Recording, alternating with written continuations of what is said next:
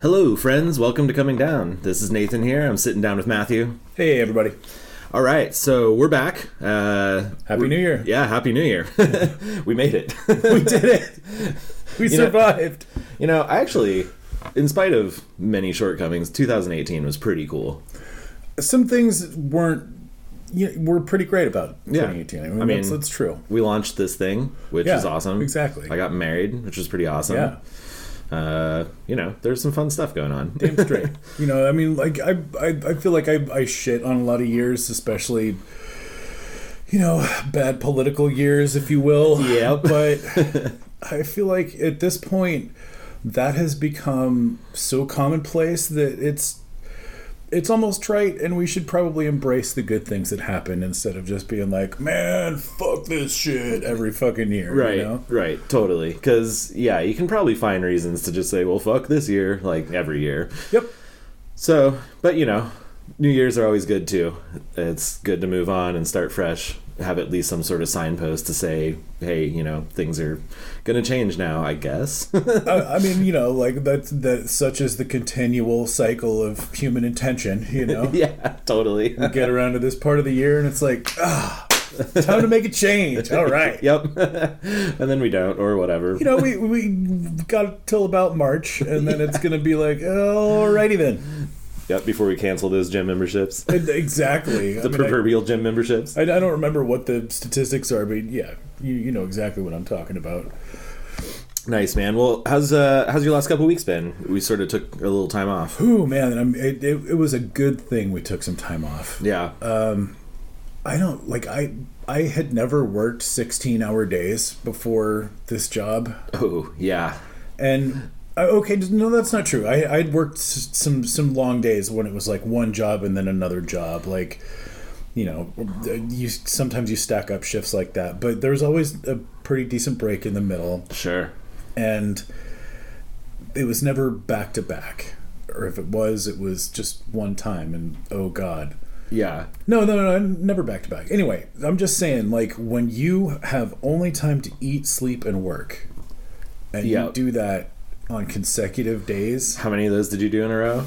I don't think it was ever more than 2, but it seemed like it was 3. Yeah. And there was definitely a time when it was 2 back to back, and they were surrounded by like 12 to 14 hour days. So, it wasn't too far off. Yeah. And yeah, man, like it was kind of mind numbing. Like I sort of was just going through the motions every day and like looking forward to when I got to go home and sleep, Yeah. You sort of lose track of reality a little bit. Yeah. And it's like, it's not even so much that you're a zombie. It's just that you kind of like have this weird ego loss where it's like, now I have to do this. Well, and that was the other thing is I had this really long string of like almost emergency level incidents, like this safe won't open and we can't get any money out to put in the registers, or like the beer system's broken and no one can serve beer on all of their taps. Oh man. Like not emergency, but real shitty and like probably gonna fuck up business pretty good. And like every time we found a solution or a workaround or a fix and like got the show went on, but like, oh man, having that anxiety, like just like, okay, what's gonna happen tonight, and then having it fucking come true like again and again, and you're working these really fucking long days, like, yeah, I didn't really have the energy to do this, Yeah. No, that's fair. That's fair, man. So, apologize to our listeners, but it's cool. I mean, yeah. A little behind the scenes. We have 15 episodes just stacked up, ready to come out. So, I mean, if we ever need to take time off, we're good. True. Dear listener, you will always receive a new episode. It's true. But, yeah, well, we still managed to find time for Festivus in there. And, boy, Festivus. I took a spill off your porch and wrecked my knee pretty hard. Well, you were performing a fairly mighty feat of strength. It's true. Yeah, I guess I had something to prove. And I believe afterward you were airing some grievances. Indeed. Mostly having to do with gravity and the density of stone, but Yeah. Oh man, yeah, I pretty much was just laid up for a day after that. Oof. 2 days. Brutal. Yeah, it was rough, but I'm on the mend now. We're doing good. Just nursing the New Year's hangover today. Man, I didn't have a New Year's hangover, but Christmas was mostly just every cell in my body shrieking in agony and playing Breath of the Wild. So, Nice. just kind of trying to do this out-of-body experience. And Did you get a Switch? I did. Nice. Yeah. Hell yeah.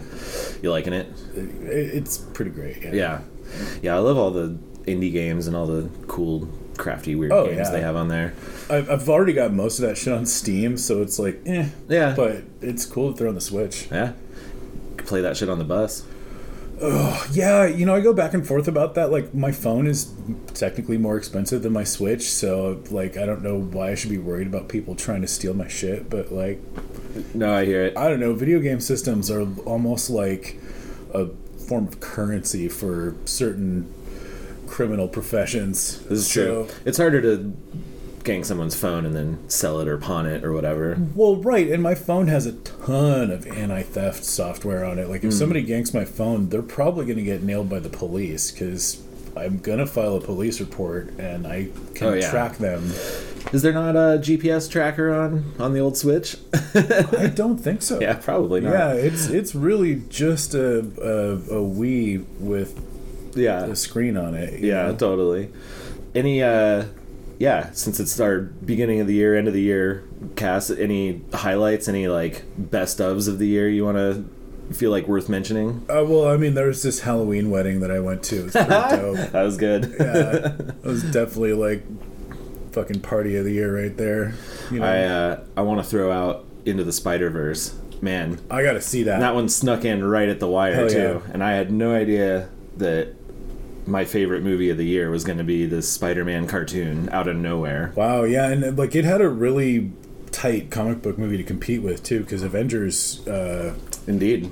What is the one with Thanos? Yeah, the Infinity War. Yeah, that one came out this year, and fuck, man, that might have been the best Marvel movie ever. Yep, that one was real good. But man, this Spider-Man movie, let's go see it sometime soon. Oh, I want to see it. Yeah. Before it leaves theaters, for sure. Oh, yeah. Spider-Man was my first love in comic books. Hell yeah. Well, they do it so true. I mean, you can just tell that fans truly made this and really cared about it, because there's just so much. I mean, it really is a comic book come to life, which I've never seen done properly. Oh, rad. Yeah. I mean, they do so many little subtle things with how it brings the page, to motion, and it's just wild. Cool. Yeah, it's fantastic. All right, I'm in.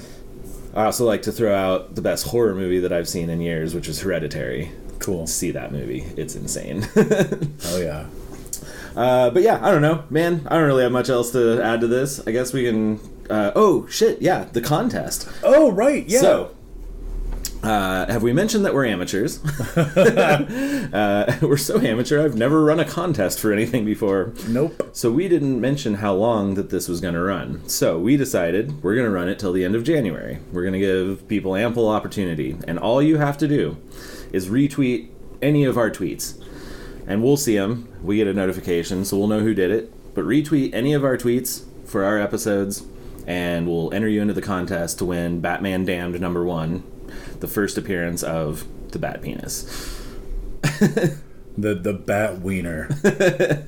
Yes. The Bat Wang. Oh, god damn it. All right, Batwang, #Batwang. Batawang. All right, so that's that. That's out of the way. And then, we'll just let you know this is another guest episode, and we've been wanting to get this one on for a while. And I think we're just going to start bumping some of the guest episodes up, because they've all just been so fantastic, and we're loving having people on. So, I mean, we weren't chronological with the recording order with our initial episodes anyway, so I see no reason to be sticklers about when we recorded things. It's just, let's put that stuff out there. Indeed. So, anyway, that's that. If you want to be on the show, if you would like to be a guest, you can contact us. You can email us, comingdownpod@gmail.com. Hit us up on Twitter @comingdownpod. That's the best ways to get a hold of us. If you like what we're doing and you feel like you have a couple bucks you want to throw at us, or even $1, you can go to patreon.com/comingdownpod. We appreciate everyone who's chipping in so far. Still, obviously, you guys are amazing. Check out the Mothership, which has all the show notes, all the links. Oh, yeah, last episode has great links, so definitely go check that out. Ugh. Ooh. I can't believe I still have those rave flyers. My God. Yeah. And the beauty test episode, 2 episodes ago, right. there was a picture added to the show notes in that one. So go back and check that out because it's fantastic. But it's yeah, me and Moo Moo. Yep. God, you're unrecognizable to me. I mean, because I didn't know you back then. So you showed me that picture, and I'm like, what am I looking at? It was great. But yeah, comingdownpod.com. That's going to have all that stuff. And then you can find us anywhere you find any podcasts. Spotify, Google Play, SoundCloud, Apple, Stitcher. And give us a rate and review on Stitcher if you got a minute too. I think that's it, man. That's it. All right, without further ado.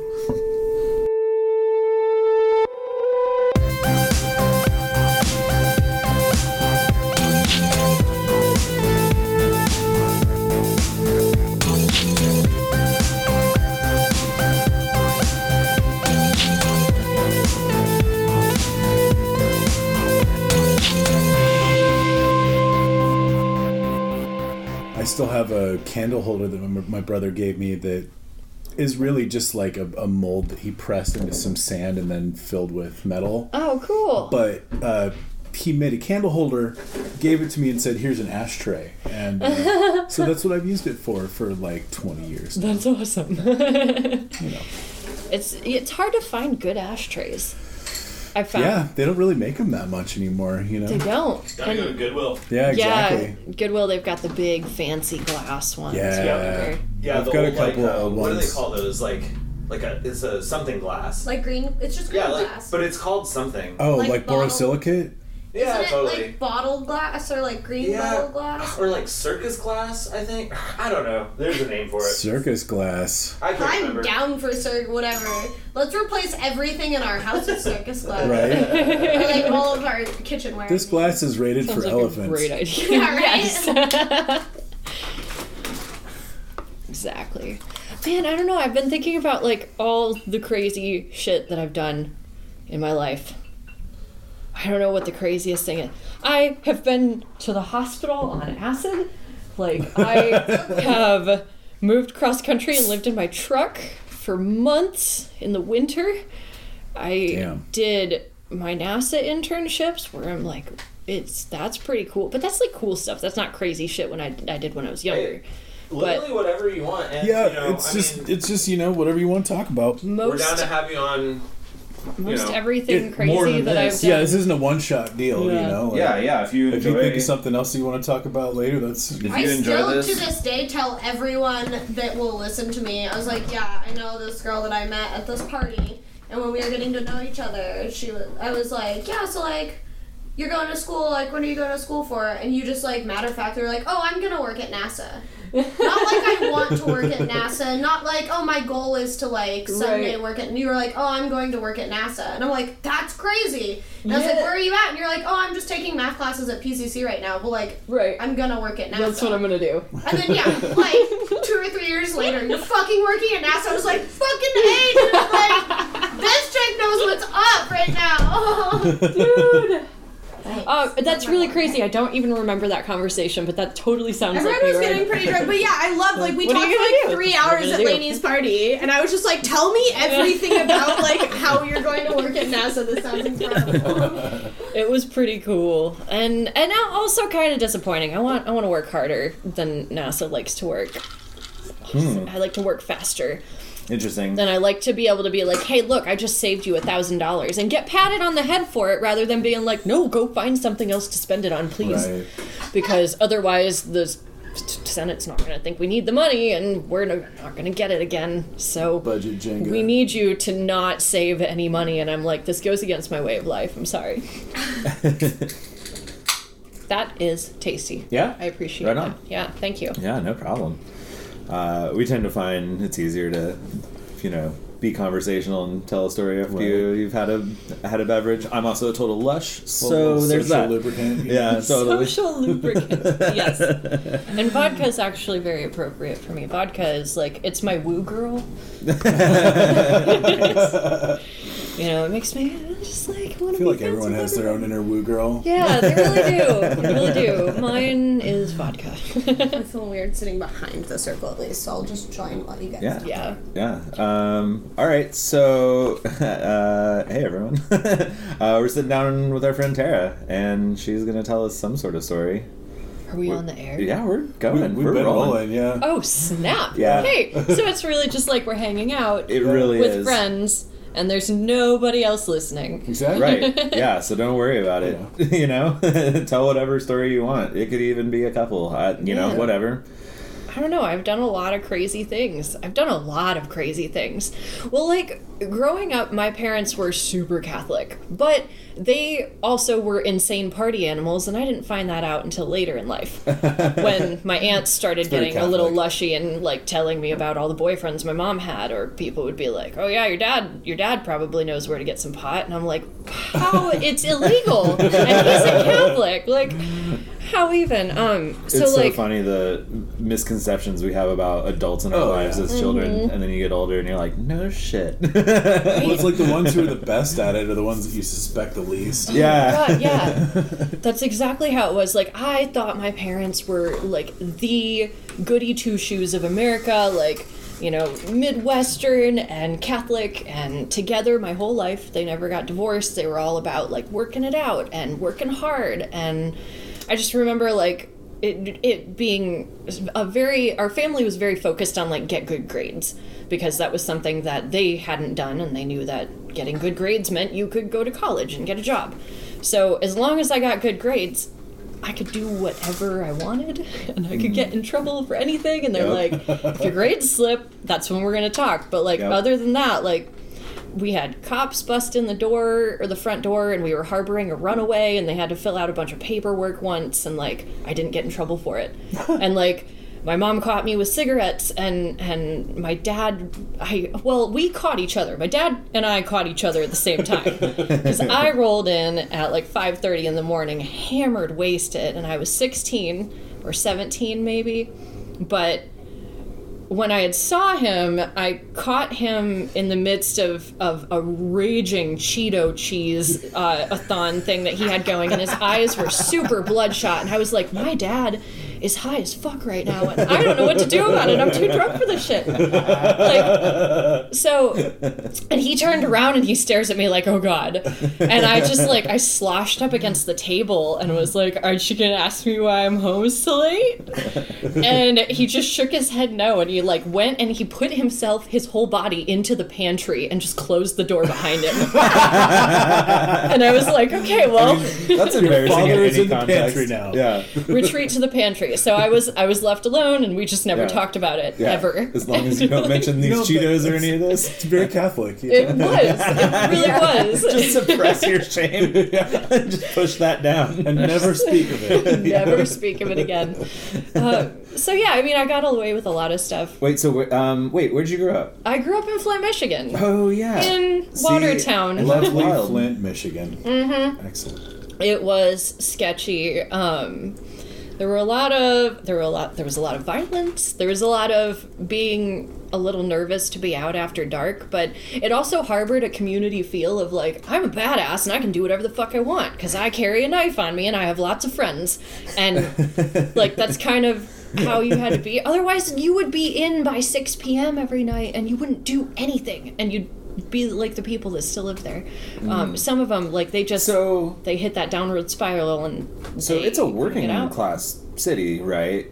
It used to be. Yeah. Okay. Right. And that's kind like of the auto trouble. plants and that kind of thing. Yeah. So it's Motor City, and GM was based there. But in 2008, when GM got their bailout, they took all of their money and everybody lost their jobs. And I was pretty young when it started happening that people were losing their jobs. I remember in 6th grade, like, we couldn't go out and, like, do stuff for birthday parties and stuff anymore. And it was, like, really focused on just, like, saving money. And I know that was true for my family, but everybody else was going through the same thing. Because, like, everyone's parents worked at GM. Everybody that I knew worked for GM. Wow. And so when there were these massive layoffs, there was a 30% unemployment rate in the city. Oh, and my God. I know. just in the city of Flint, which was around 120,000 people, but shrunk to 100,000 all when they were calling it a mass exodus from the city, because no young people wanted to stay. No people could afford to leave either. Like, if you bought a house and suddenly your house isn't worth anything and you don't have a job now, like, you're stuck.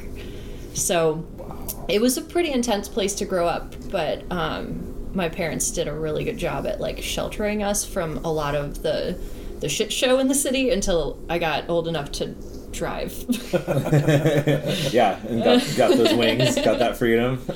It's true. So, growing up in Flint was interesting, but as soon as I was able to drive, I was like, you know what? I need to go hang out somewhere where it's safer, where there's, like, more stuff to do, and so I would just drive to Detroit. And hang out there. Safe, fun Detroit. How is fun Detroit safer? Oh my God, it's so much safer. There's more people out. So, if you're in an alleyway with, probably like a handful of sketchy people and then like a whole bunch of really drunk, well-meaning people. So, maybe it's an illusion that it's safer there, but pretty much No, I mean, I'm starting to piece it together. Yeah. I mean, my hometown was 120,000 people, but it was a college town, and you could just do anything and never really had to worry. Like, the cops were your biggest worry. Exactly. So, but if it's a working class city and everyone's down on their luck, that creates desperate people, that creates violence, that creates, sketchier situations. So, I mean, that kind of makes sense, I guess. It really did. And when the foreclosures started happening, that was when things really got real. I was getting into my teen years, and there were all these empty houses, and you could break into them and turn them into skate parks for the night. What? It was great, and we'd pull all of the cables out of the ceiling and stuff, strip any of the copper or any of the metal, and take it to the metal yard and get money for it. Okay. And spend that money on gas to go to other abandoned buildings. Like, there was this abandoned YMCA once that we broke into in Flint, and as soon as we went in, it smelled really bad. And you could kind of hear, like, some people shuffling around down the hall, and I was like, oh God, like, there's a bunch of people living in here. Right. And when I left, I spoke with my mentor, and I call her my mentor. She's just a really wonderful person I know in Flint named Melissa.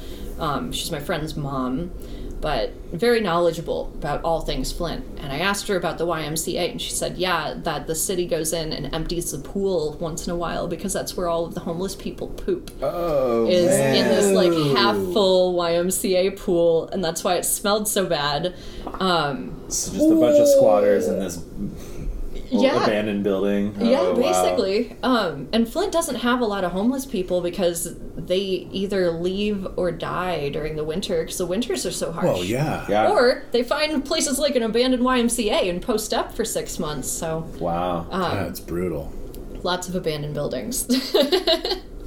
Okay, so I think this could be a good side story. I at least want to hear about turning a building into a skate park. Oh my God. Right? Man, I don't remember where this one was. I know it was on the outskirts of Flint somewhere, and my buddy Phil was my boyfriend, and he rode a skateboard, and he played in a ska band, and I loved him. Excellent. He was fantastic. And so him and his friends had found an abandoned building that many, many, many skaters have been breaking into, apparently. And so we got there, and the window was already busted, so you could just, like, reach in and unlatch the door. But it was like this big stripped warehouse, and they had built a half pipe out of, like, just random pieces of wood that they found, and everything.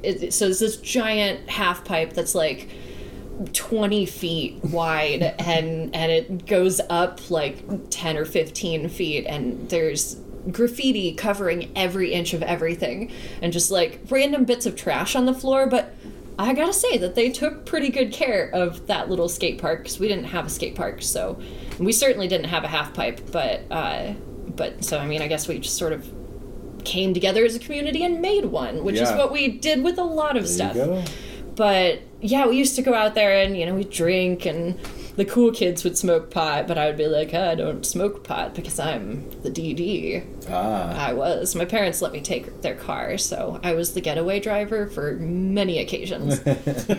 But But yeah, so we would just hang out in this like these random abandoned buildings that we'd find, and we never really got in trouble for it because there was a huge staffing problem with the police at that time, which I didn't find out until later. The staffing problem was that at one point the city of Flint was down to just like a handful of police cars, if that. Wow. And so anything that got reported, it's like, unless you have an active like shooting thing going on, if there's a gang fight in the middle of a public area, then the cops would go there. But other than that, like, you never got in trouble so you with just cops. get away with anything. It's like the Wild Wild West. Wow. Yeah. It's pretty crazy there. And we were in other episodes we've talked about the cops in our hometowns growing up, and it was like, if they pulled you over for being a teenager, it took like 2 or 3 squad cars. Oh, they were relentless. I mean, it's an industry in my hometown. I mean, seriously.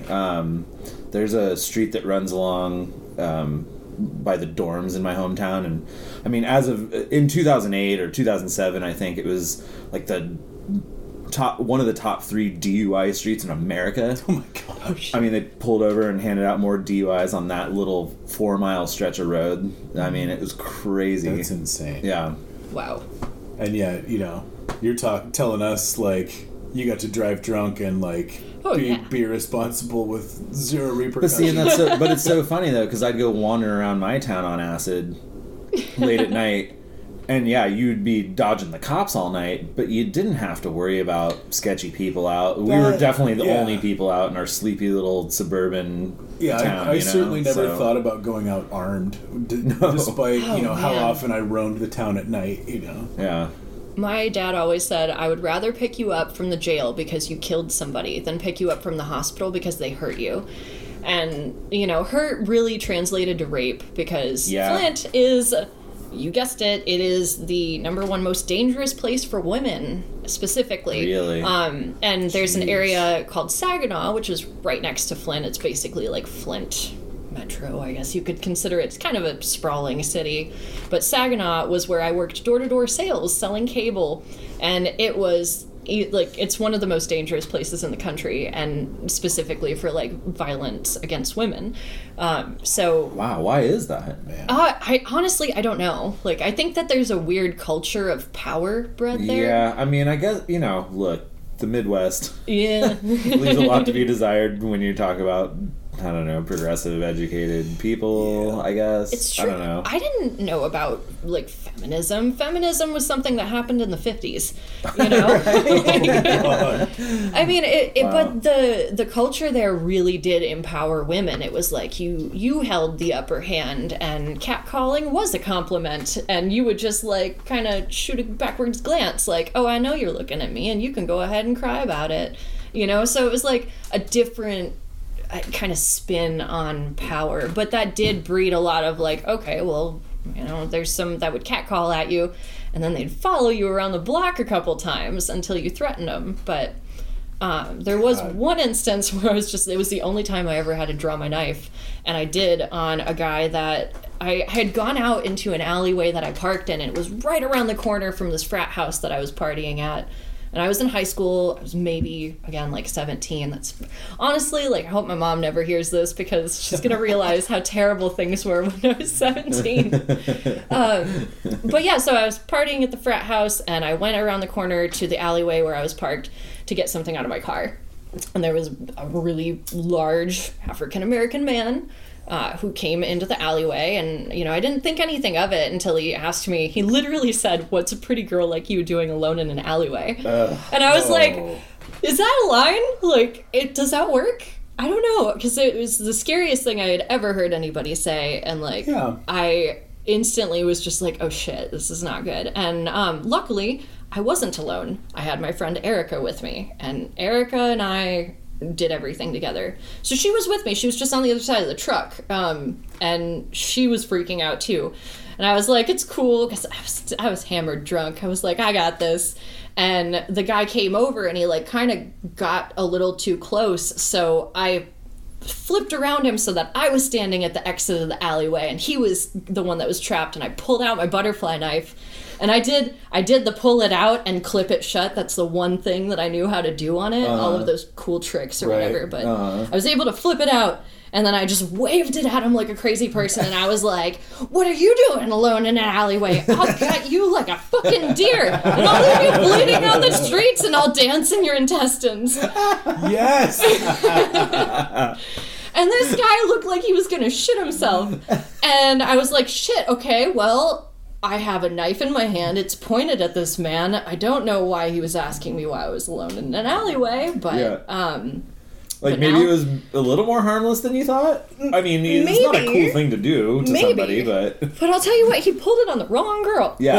Like, my dad was in the military. He showed me how to pull eyeballs out and tear ears off. Like, he's like, yeah, you can do this. Sends him into instant shock. I'm like, cool, well, I have this knife. I'll try that first. Intimidation. But then I realized, I'm like, I have a knife pointed at somebody, and I don't know what to do. Where do we go from here? Yeah. And he was like, I just needed a ride because I am out of gas. And I was like, oh, you needed a ride because you're out of gas, huh? We'll get in the truck. And, okay, I was too drunk to be driving. I shouldn't even admit this. I shouldn't be telling you guys any of this. Statute of limitations. Yeah. You're good. This was a long time ago. No last so anyways, names. Whatever. he was like, and I was like, wait, he might have something on him, like a gun or something. So I told my friend Erica to pat him down, and she did. She patted him down, and I made him take his shoes off, and he took his shoes off, and I threw the shoes into the back seat of my truck, and I was like, get in, man. We're going to take you to your car. I'm going to get you some gas. And I was like, and I did. I put him in the truck. I kept the knife in my hand the whole time, and I drove just a couple blocks away, like in the middle of nowhere town. There's no pedestrians in this place. It's still dangerous to drive drunk. I don't recommend it. Oh, yeah. Well, look, this comes up on this. We do not endorse drunk driving. We do not endorse drunk driving. Do not endorse it. But, most people have done it. It's happened. We've all made mistakes. Apologies. Exactly. All around. I will say that I was terrified, and I thought that I was going to be raped, and then I was holding somebody hostage all of a sudden, and so I was a little out of my element.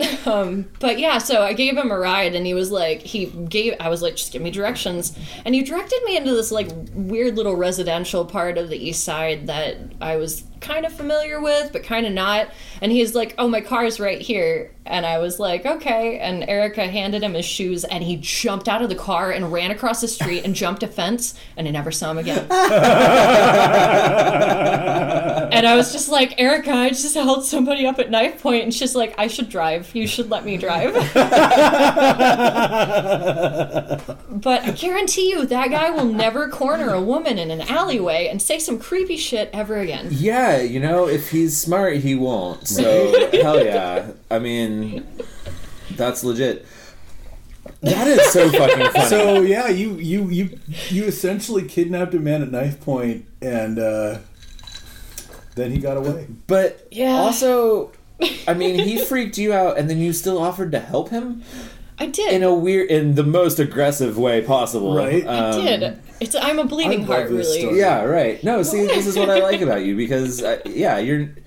At the end of the day, you just want to help out, but you might have a knife pulled on you while that's happening. So don't fuck with me. I'm sweet. I love you. And I'm not letting that guy off the hook either. Like he might have been up to no good, and like you just called him on it, and he was just trying to play it off until like he could get away. Totally. Yeah. That's not. I haven't ruled that out. No, and not to bring the tone down, but like I had a couple run-ins with men that were dangerous and they were scary, and one person did try to rape me once, and I broke his arm and ran away. Hell yeah. I'm glad that it ended that way. That's exactly how it should end every single time, and it should never have to happen in the first place. Yeah. But so I had already had a little bit of like PTSD about hanging out in Flint, but at the same time, it's either stay at home, stay in your home, don't go anywhere, don't talk to anybody, don't make friends, don't experience the city, or you accept a certain level of risk and you find ways to manage it. Don't let the fear control you, and I mean, or else the terrorists win. Fuck it, I mean, I probably would have done the same damn thing. Yeah, I mean, it's one of those situations where it's like, what do you do? I don't know. I mean, I've made a lot of crazy decisions in my life, but I like to believe that I was in the circumstance first. I was born and bred in the circumstances, and then Flint just sort of provided all of these opportunities to get into crazy shenanigans. Which is why I left. I initially was thinking about what I wanted to talk about, and I think the craziest thing that I ever did was leave Flint, Michigan. Cool. Well, yeah, we could get into that. I mean, that's some good backstory on your life. So, right. When did you leave? What made you leave? So when I was 19, I joined the Air Force. And a lot of people don't know that about me because I didn't end up going, basically, but I joined the Air Force. What year was this? This was 19, it was 2009. Okay. I just graduated high school. I was supposed to be top of my class, but I caught the principal stealing school computers, and he got fired, but midway, I lost some scholarships, and I decided to go to community college for a little bit, but then I realized that wasn't for me either. So I didn't know what I wanted to do. You lost scholarships because of catching this teacher? Because he was the principal. He was the principal. I'm sorry, the principal. Yeah. So basically, I was supposed to be valedictorian or really damn close to it, and then I tried. It's kind of a long story. I tried to go to a better school that offered more dual enrollment because my school wouldn't pay for me to take classes that I wanted to take, and that turns out that's illegal. Under Michigan law, it's like the No Child Left Behind Act. Like, if you want to take Japanese and your high school doesn't offer it, you're allowed to take Japanese at the local college if they offer it, and the school has to pay for it. Oh, and give you credit for it. Okay. And so, there's this, and I learned a lot about Michigan law and education because my school had me retaking the same art class a third time because I needed another art credit, but they didn't offer any other classes. And I was taking a history class with my baby brother who is a freshman because they canceled honors history. So Flint Public Schools is having tons of problems and what have you. So anyways, I was just fed up with the school. I went to the community college and enrolled in the adult high school there. And they were like, we've never seen test scores like these. Like, what are you doing? You're dropping out of school. This is crazy. But they were going to pay for me to take all of these college classes. And so I was going to do that. And the principal begged me to come back because I guess the school gets a bunch of funding for students. And if they lose a student like that, then they lose some funding. Yeah. So they were instantly on the phone with my parents, your child is dropping out. And she's like, I know, you won't pay for her to take astrophysics. Well, especially someone with good scores. Because those all go into their metrics for... Absolutely. And I had a 4.2 because I had honors classes. Wow. Yeah, it was, I was top up there. It was like a 4.19, but I mean, let's just round for my benefit. But yeah, so I ended up enrolling at the adult high school, got everything set up with the college. The principal was like, no, you should come back and we'll pay for your dual enrollment. We'll pay for everything. You're already enrolled in the classes. We'll pay for it. It's good. So I was like, okay, well, I'll come back. And once I got back, I was waiting for school or for the classes to start and everything was supposed to be taken care of. And then the principal called me into the office and was like, hey, and this was after all of the deadlines for everything with the adult high school had just passed by a day. He called me into the office and he's like, you're actually failing everything here due to absenteeism while you were going to the other school. What? You missed over 10 days of class, and if you are failing, which you are, you're not eligible for dual enrollment. What an asshole. I know. So I was like, okay, so I just lost everything, and I tried going back to the other school, and they're like, dude, we can get you in next term. But oh, dude. I was like, okay, this is super fucked. What a piece of shit. He's terrible. He's a terrible person. Wait, and why did he do that to you? I had 0 hour, which was sign language, and I was the only person in that class. It's like a distance learning class. And there were some real nice computers in that lab. There were 3 of them at the back of the room. And I happened to come in for my 0 hour one day, and he was taking them out to his car, and in their place were these, like, really big, old, like cream colored but stained monitors, and, like, the keyboard was sticky and, like, old, and everything was corded, and I was like, so what's going on with the computers? You know, because that was, like, the nice computer room, you know, and only the select few got to use it. And you had 3 of them? And I had 3 of them at my disposal, so I was very curious as to why he was replacing them with bullshit. And he was like, oh, I'm taking them home to get them fixed. And I was like, oh, okay, great. And I didn't say anything, and I waited until he was gone, and I went to the library to the, like, computer dude that fixes them all. And I was like, hey, I just wanted to, like, check and see if you're still here, because... you know, are you going to still have a job since the principal's taking computers home to get fixed? And he was like, what? Oh. And I'm like, yeah, like, because he took them all out of that lab, and now we have crappy ones.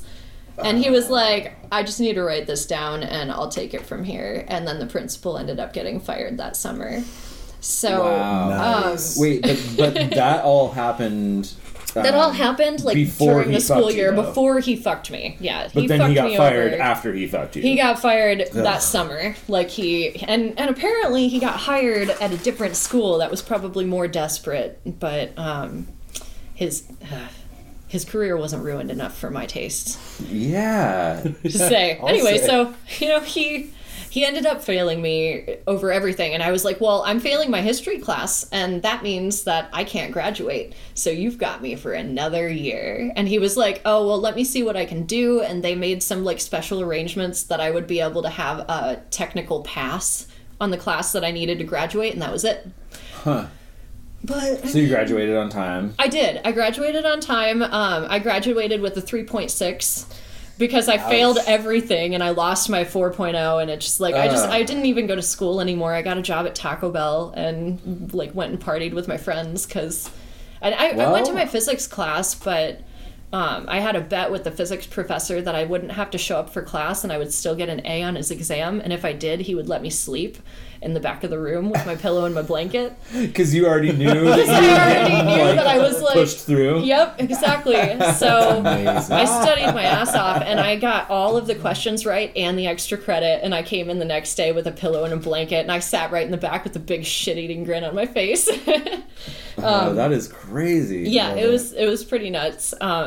The person who did graduate valedictorian was a really hard worker, but her sister was also valedictorian, and both of her parents were on the school board.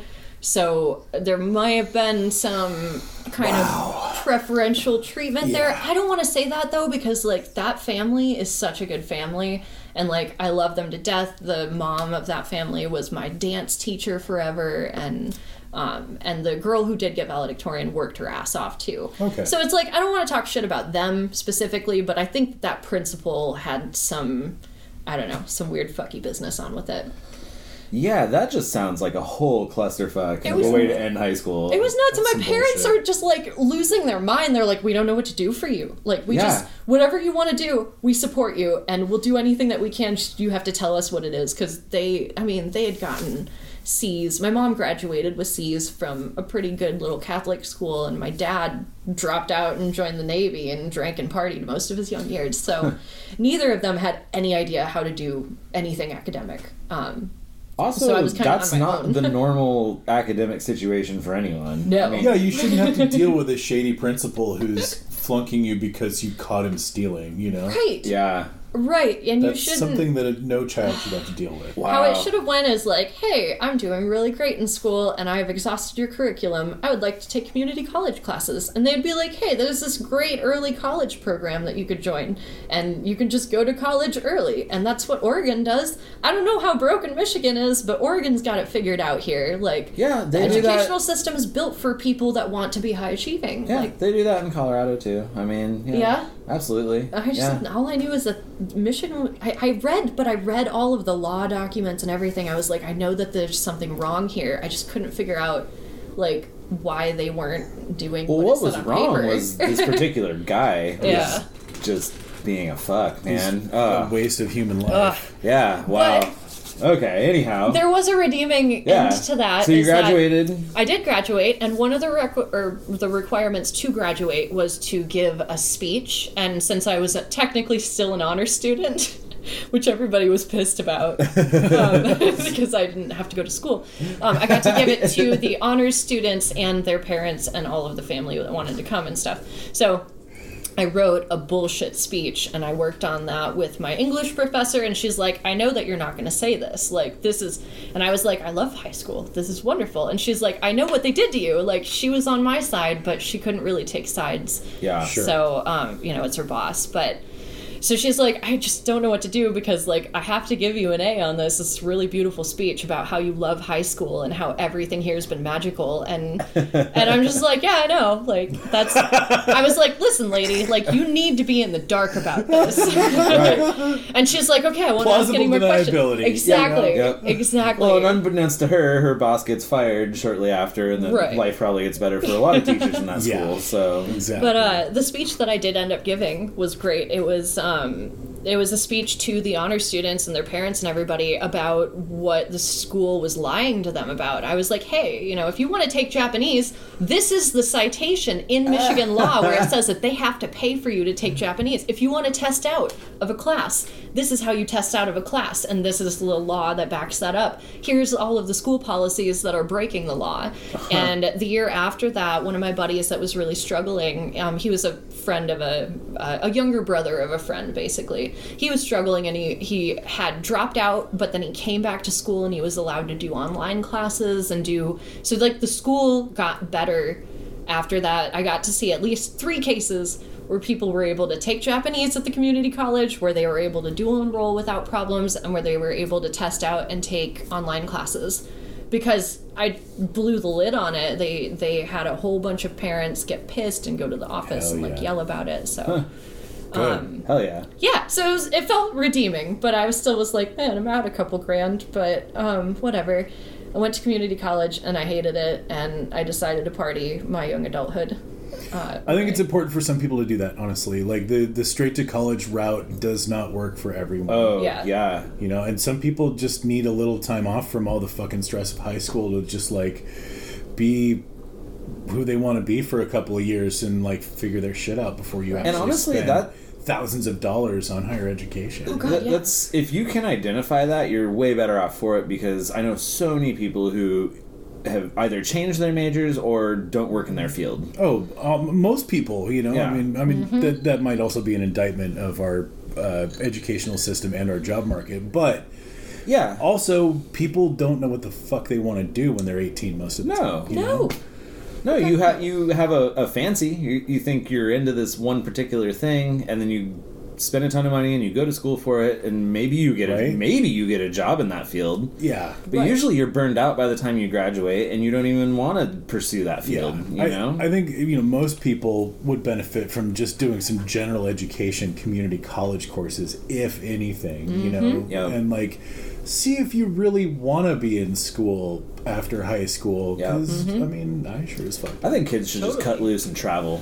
Just cut loose and travel for like 4 straight years. Absolutely. Go on a walkabout. Yeah. Figure yourself out. Yeah. And then come back and do higher education if that's what you want to do. Certainly did me a lot of good, Yeah. Just getting the fuck out there and seeing who the hell I am out there in the world, Yeah. Yeah. For What sure. I learned from that. All right, so you graduate and then you join the Air Force. So I did both of those things. I went to community college. I took an astrophysics class, an English class, and an anthropology class. I hated anthropology on the second day. I was like, I don't want anything to do with this, and I just stopped going. I didn't drop it. I didn't do anything. I just didn't show up ever again, and I ignored all of the phone calls because I didn't know what I was doing. Technically, that's a drop. I mean, yeah, exactly. Astrophysics, like, I aced the whole course, and then I just never went to the final exam. I don't know why. I was like, I didn't have the money to go to school anymore. Like, I couldn't do the next term, so I was like, I did the exact same thing in community college. I stopped going to my math class because I hated it. Kept going to my political science class because it was an election year, and the whole class was just campaigning for a What's the word? Candidate? For a candidate? Yep. And I did that and then skipped the final. Yeah. I did a whole campaign thing, built a whole project, skipped the final. Yeah, and just dropped out of community college. Same exact thing. Exactly what I did. I just never talked to them again. Yep. And when my just new burned college, down like $1,500 basically. Just like, oh man, my when PCC asked me, they're like, "Have you ever attended any other colleges?" I just wrote no. It's like, I still fill out some college. Some Like a semester I didn't even pass. yes.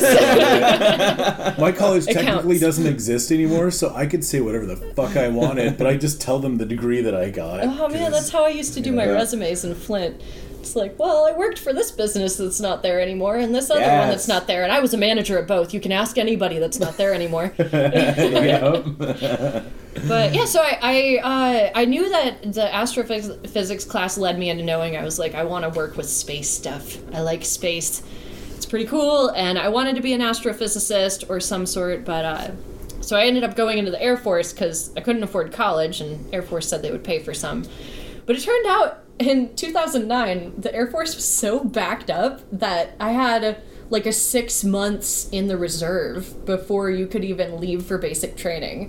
What? Because so many people in Flint are joining the military because there's nothing else to do. So out of that particular location or that Yep. recruiting region, area, Yeah, they had 6 month wait list? 6 month wait list.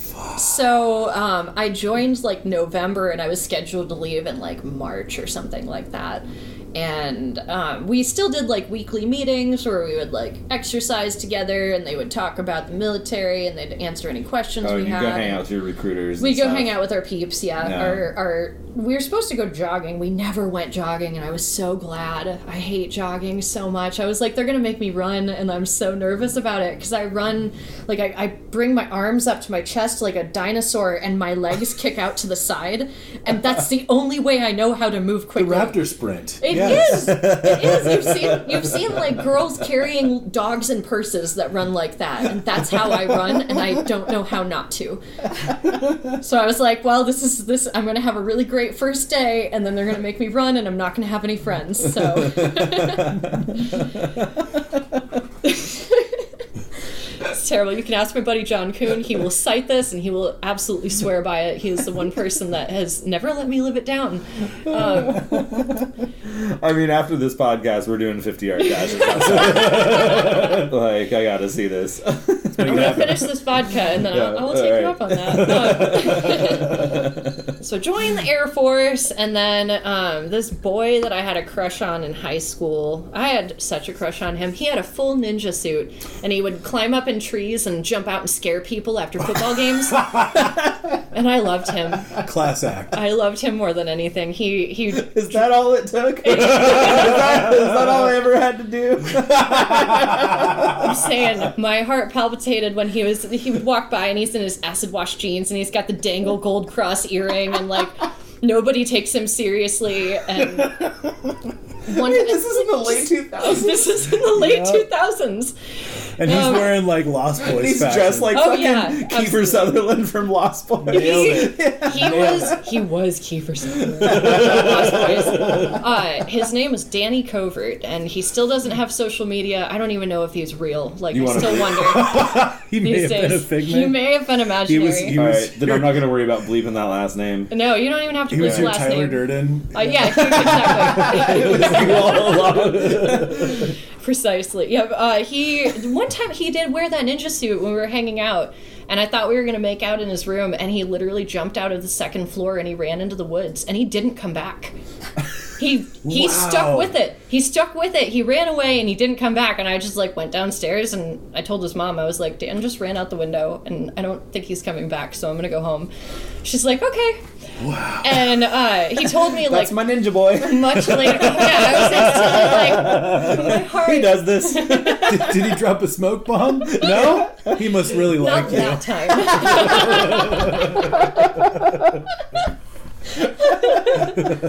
Caltrops on the stage. That guy, God, I still have dreams about him. I was just like, oh God. So he had left at one point. He never says goodbye, so he just was gone one day.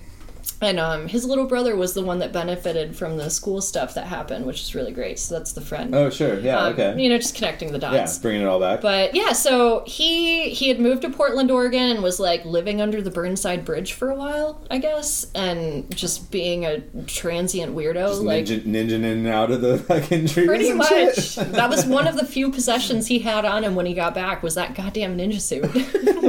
I'm like, how does that even fit still? Like, so he came back to Flint, and he was like, what the fuck are you doing joining the Air Force? Like, you hate authority. You have a huge problem with people telling you to run. Like, what's going on here? And I'm like, man, I got no other options. I tried college. I tried to high school. That didn't work. I tried to college. It didn't work out. I'm going to try to military. And he was like, this is not going to work out well for you. Why don't you just go to Portland? There's jobs there.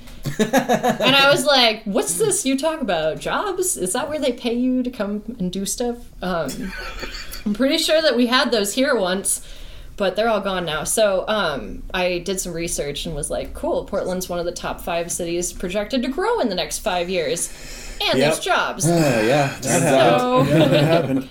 I put everything I owned into a pickup truck, and this pickup truck... So I had a sweet-ass Camaro at the time. I had a short purple bob hair, and I had a dope Camaro. It was a 1982. Did you say it was a bitchin' Camaro? It was a bitchin' Camaro. It was. I'm going to need to see pictures of that short purple. Oh my God. We might need some stuff for the show notes. Yep, it was a silver 82 Indy Pace Car Edition Camaro. Jesus. And we dropped out the original 305 dual carburetor engine that it had in it and put in a 350 old Vet engine. What? That was so powerful that we had to steel reinforce underneath the car so that it wouldn't twist and break the back window, because like the front will try to go one way and the back will try to go another way when the torque hits it. Wow. Because the engine is too powerful for the frame. Yeah. So once we welded it all together, I rolled around in that, and that I had to sell it. I had to sell it so that I could move to Portland, and I sold it for $1,800.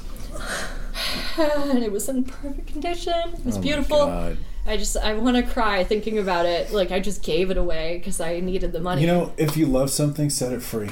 Oh, God. And I loved it. And I saw it on Craigslist later, and whoever had it tore the shit out of it. Damn it. And they spilled Coke in the back seat, and they never waxed it. And I hate them. Coca-Cola or cocaine? I think it's Coca-Cola. Okay. It looked like Coca-Cola, but there was probably cocaine involved. I was really hoping that you just never saw it again, and you could just imagine it, like, leaping over fences and, like, driving through fields of tall grass, you know? I wish. Man, I wish. But no, my cousin sent me a link to Craigslist, was like, hey, look, your old car's up. And I'm like, what did they do to What it? a bastard. Why How would he dare do they? that?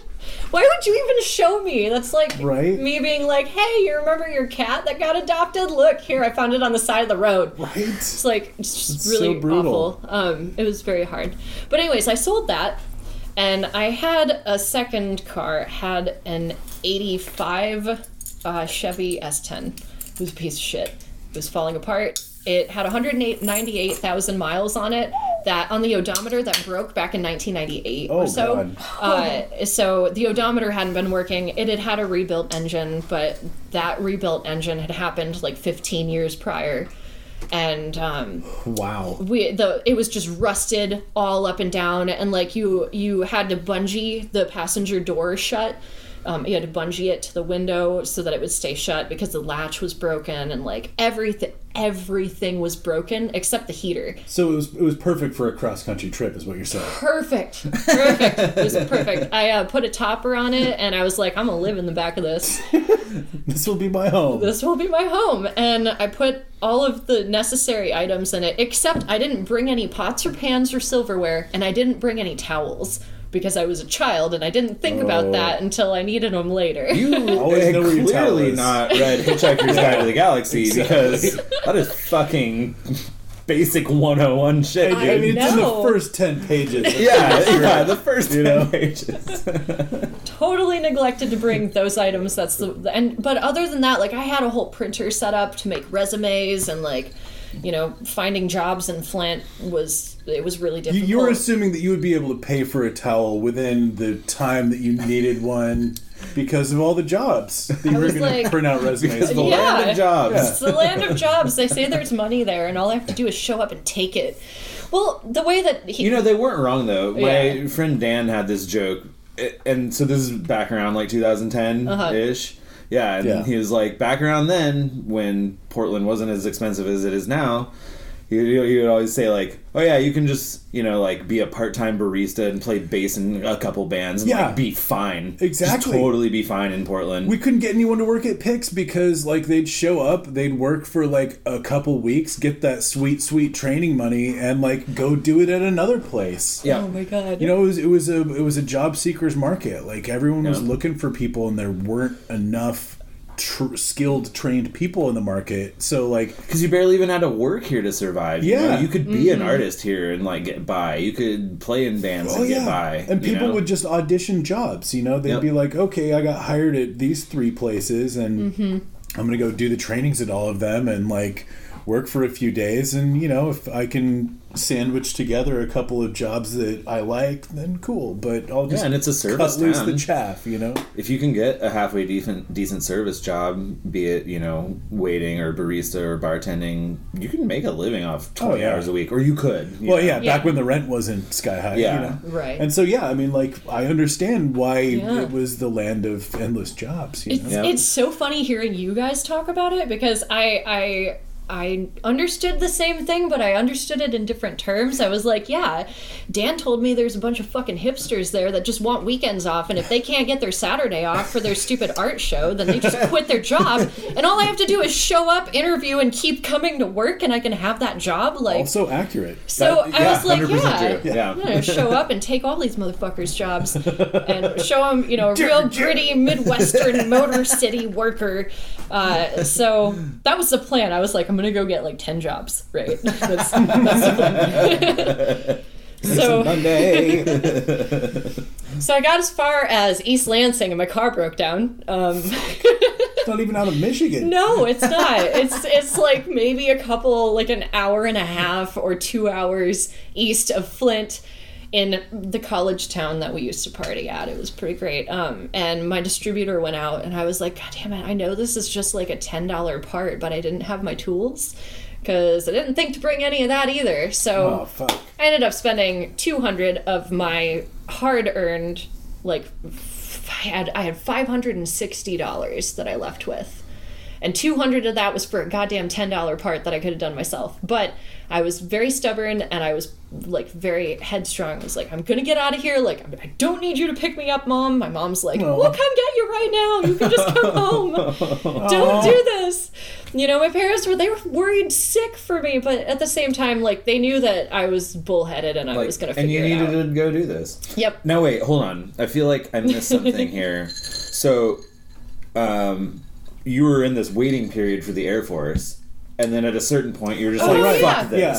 I just went to the recruiter, and I was like, I heard that there's jobs in Oregon, and I'm gonna leave and go there instead. And they were like, you can't do that. You've already been sworn in, and like they did, but they swore. Okay, literally, they you haven't had gone me through boot or anything. No, so. I did. Like, they make you, do the chicken dance and walk around on your knees, and I strip down to my panties, and I have to pee in front of somebody with no door on the frickin' bathroom, and then all of a sudden I'm clothed and I'm standing at attention getting sworn in. I was like, this is a little sketchy. It was like an assembly line that went all the way through the, like, well, you already did your swearing in. You should have said no back in the hallway. Hazing ever. It was terrible. Yeah. It was awful. And that's, to this day, that's the only drug test I've ever taken, and it was horrible. Oh, drug testing is just so nerve-wracking and awful. But anyway, I told them, and they were like, we're gonna sue you, and I was like, what? Sue me, because I read your fine print, you idiot. I can leave up until the last day of basic training, and I don't have to pay you back for the plane ticket. Right, but once you go to basic, then it's harder to get out, right? As of the last day of basic training, that is your last chance to get out. You can even go through all of basic? You can go through 29 days of basic training and then be like, fuck this, I'm sucks. out. Yep. So I knew that I had time because I had done my research on it. I did my research on everything. So I basically was just like, okay, bye. And I packed my truck. I put a topper on it, and sold my bitchin' Camaro. No. And I broke down in East Lansing, and I fixed my car with what measly change I had, and I drove to Oregon. And I stayed in a hippie commune in Medford with some really nice people. One lady, she swore she could read palms. And Wait, but the goal was Portland. The goal was Portland. So why did you end up in Medford? Because I had a friend of a friend of a friend of a friend of a friend that was like, you can stay here if you need. Okay, and I was like, cool, I'll go there stop first. Off here, yeah. Get your bearings. Kind of check shit out. And plus, I wanted to see Southern Oregon. Somebody said Ashland is like a mini Portland. Ashland, I couldn't even find it. I was like, I don't know. Well, it is mini. Here. It's very, it's very small. Yeah. I was like, I want a bigger city than this. But so I stopped there, and this girl, she read my palm, and I was like, okay, I just need a moment. And I went and had a fucking anxiety attack in the bathroom. I was like, why are people being so nice to me? I don't want them touching my stuff. Yeah. Like they're getting too close, and like everybody's sharing cigarettes. Like, even though, what if one of them has herpes? Like, I come from a land of like me. Like, get yours, keep it. Don't let anybody take it. Everybody's out to get you. And then all of a sudden, these people are like playing music together and like just throwing money around like it didn't even mean anything. And like, but at the same time, they didn't have anything to give, and they would give it anyways. So I had an extreme culture shock that night, and the air smelled weird, and it was really rainy, and it was dark, and all the plants were shaped differently than they are in Michigan, and I just freaked the fuck out and was like, oh my god, what am I doing? So I had an anxiety attack in the bathroom, and what could be more perfectly Oregon than a fucking commune in Medford? Right, and like for some people that sounds awesome, and for you, you're like, fuck. Everybody wants to know what I'm This doing. is too much. Like, I thought I was in for like a bunk in a dark corner somewhere where nobody was going to ask any questions, and they were all like, we're going to sit in a circle. And I'm like, I don't do circles. There's never been a circle in Flint, Michigan. You're like, when are you guys breaking out the Kool-Aid? This is weird. Right, exactly. But I was like, I know they mean well. I just got to chill out. Just like, let it happen, man. There was a triangle of me and a guy and my friend and a knife. And I would never call that a circle. You never put me in the corner. Right. So yeah, it was huge. It was a really big shock for me, and so totally. And I loved it. I ended up really liking it. So I stayed there for like 2 weeks or 3 weeks or something. Hell yeah. And because I for the first time since I was 11, I got my first job at 11, so I could pay for my dance class. For the first time since I was 11, I didn't have a job. I didn't have anywhere I had to go. I didn't have any bills. Well, my mom said she was going to scoop my phone bill for a couple months till I got under my feet, but it was Verizon flip phone, and it was like $20 a month. Yeah. It didn't have the internet or GPS or anything. And I lost it. I lost it on the way out. I decided when I went through the 140 in Southern Oregon going to Medford, I said I drove around a cliff. I'd never seen a cliff before. Like, it's really flat in Michigan. Like, I thought we had some mountains. We have small hills, man. So I decided to pee off of this cliff. And my phone fell out of my pocket when I did, and there was no getting it back. So I had no phone when I got there. So I get to Medford, hippie commune, freaking out, have no phone. I called my mom from another phone and was like, hey, I made it. Like, I'm okay. Also, I have no phone. So, sorry, Mom. Holy cow. I had my laptop, though, so I, set up a Google Voice account and did the smart thing. Or resourcefulness. That's the name of the game. Look, you forget your towel, but you're still resourceful. You just learned adaptability. That's the name of the game. I had a pretty nice, cotton soft dress that I used as my towel. And then when that was dirty, I just used other laundry. I had everything, all of my clothes with me, so I just, grab a handful of socks and dry off at the truck stops with it. Totally. Because that was my life. But yeah, so I lived in the back of the truck, and I managed to get... So a bunch of the people at the commune wanted to move to Portland, too. They were all planning on leaving, because I think there was some sketchy shit going on with the lease that they had for that townhouse, because there were a bunch of people there, and nobody was on the lease, and they were just sort of scooting by. But So I ended up moving up to Portland like right around the same time that they did. So I got to keep like 2 people as my network of people in Portland. Sweet. Which was great. And I got to Portland and lived in the truck for a bit, but then I ended up so I didn't know about food handlers cards.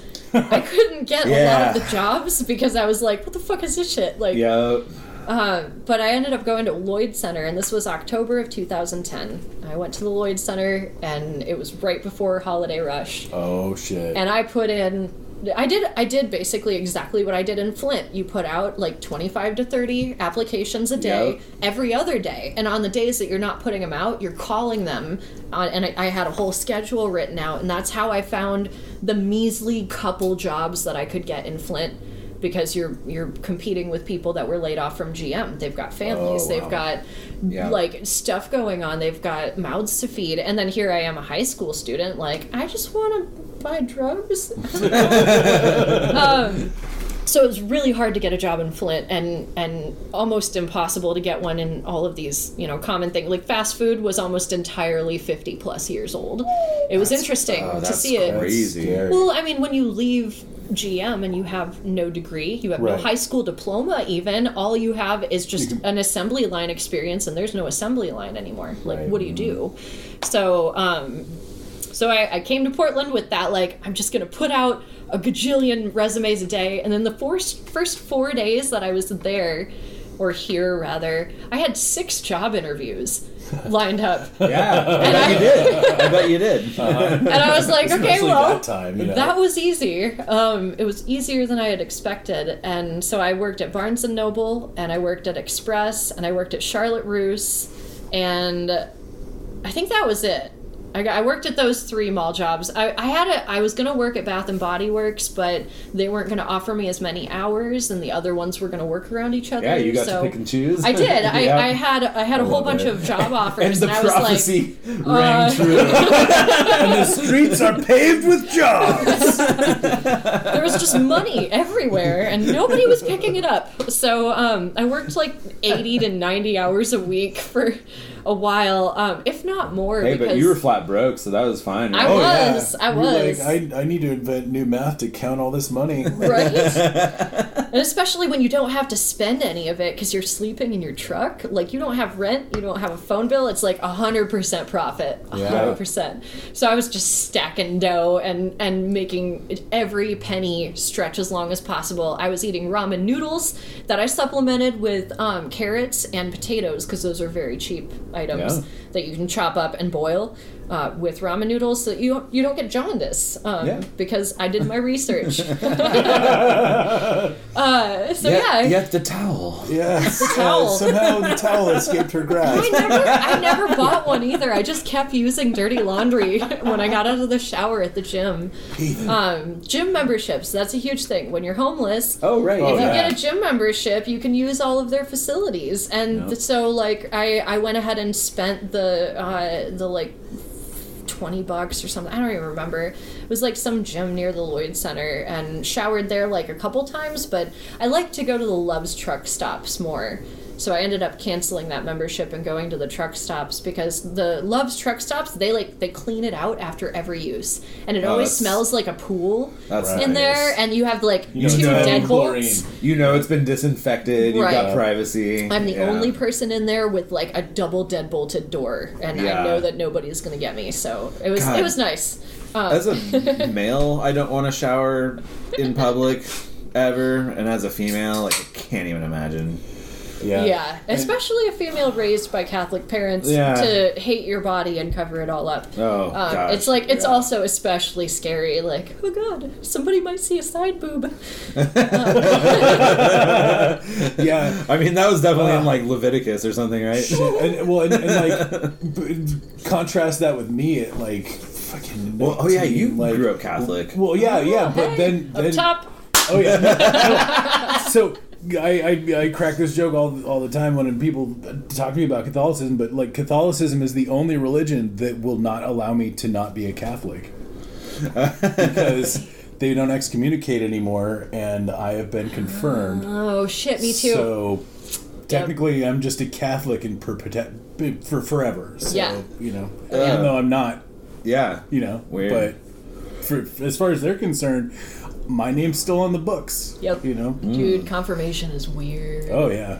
I was pissed when they told me at the end. They're like, yeah, you're not actually Catholic until you do this. And I was like, what the fuck? I've spent 12 years in catechism classes, and I've gone to all of your rituals, and I've done the stand-up, sit-down, kneel, sit down, stand up, sit down, kneel.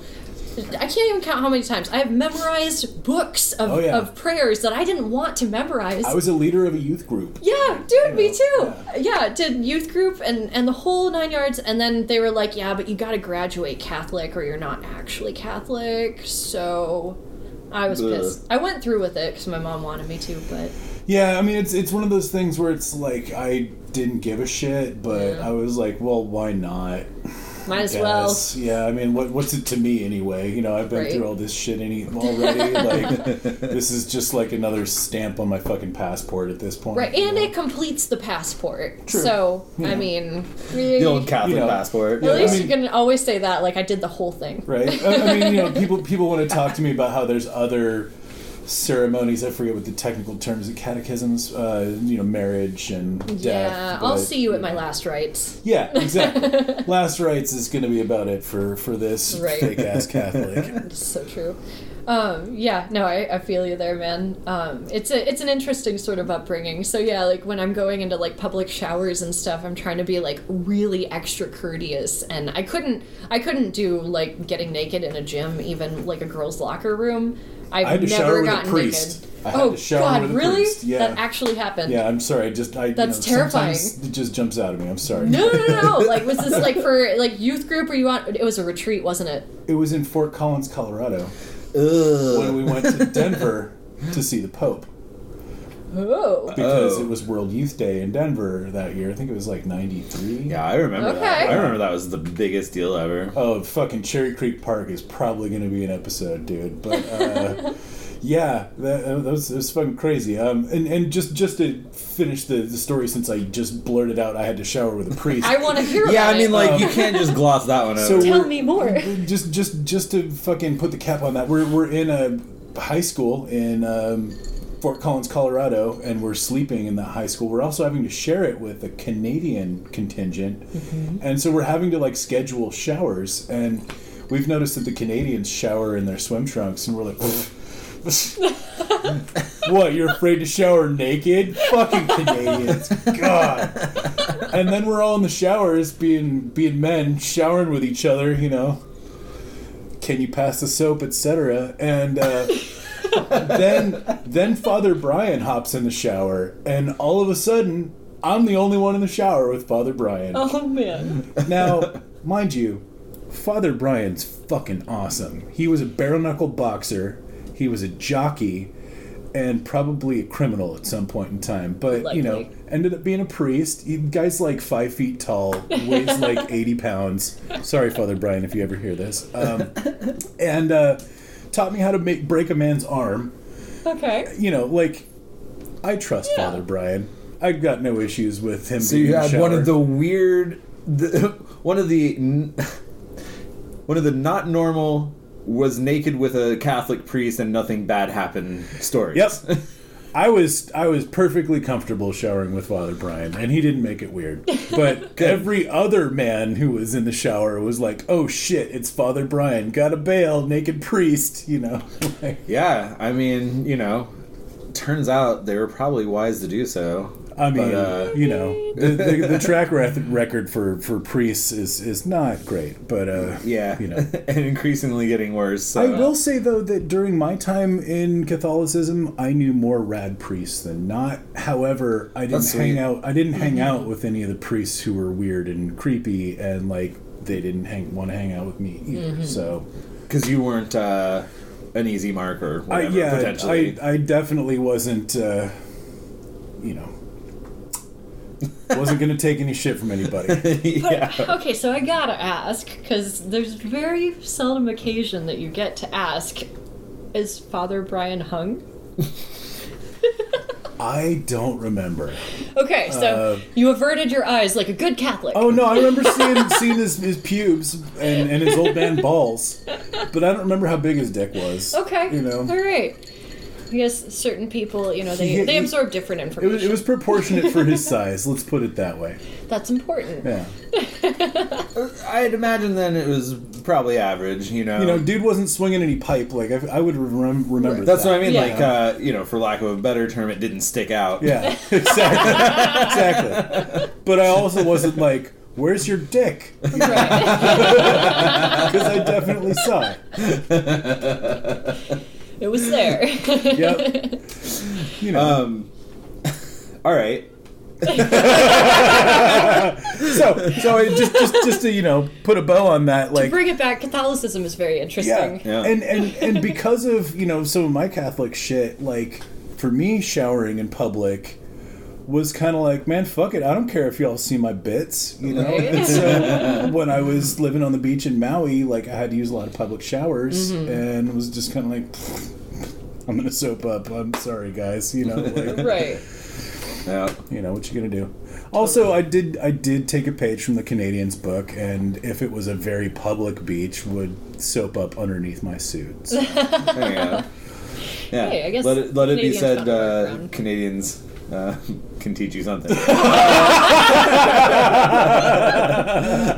Love you, Canada. They're just pointing at our world leader and laughing right now. Like, So, True. I don't know if there was. We're running a little long in the I tooth know, here. I don't know if there But I was. mean, you made it to Portland. You're I made it to showering. Portland. You're living in you're living in your truck, but you're working at the mall. Like, yeah, I is there- saved is- up all my mall pennies, and so it started to get really cold, and I ended up getting a room with. It was my little brother's friend from elementary school's big brother's ex-girlfriend or something. They were living in Portland, some like really long distance. Like, I know somebody that lives there, and so I ended up clicking with them, and they were going to Mexico for the holidays.